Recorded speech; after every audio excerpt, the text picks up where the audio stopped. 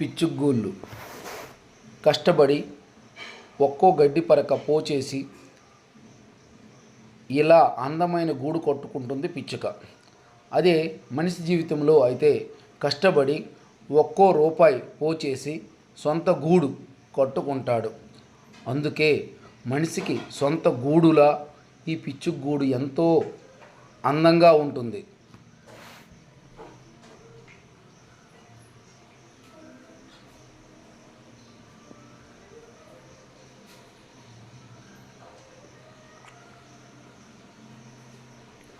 పిచ్చుగూడు స్నేహబంధం.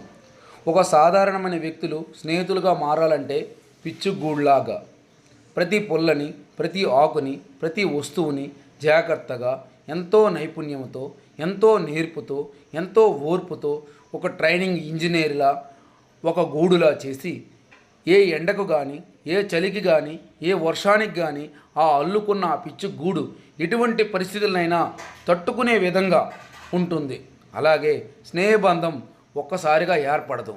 స్నేహబంధం ఏర్పడడానికి చాలా సమయం పడుతుంది. చాలా దృఢంగా ఉంటుంది. ఎటువంటి పరిస్థితులను తట్టుకునే విధంగా ఉంటుంది. అలాగే స్నేహబంధం ఉండాలి.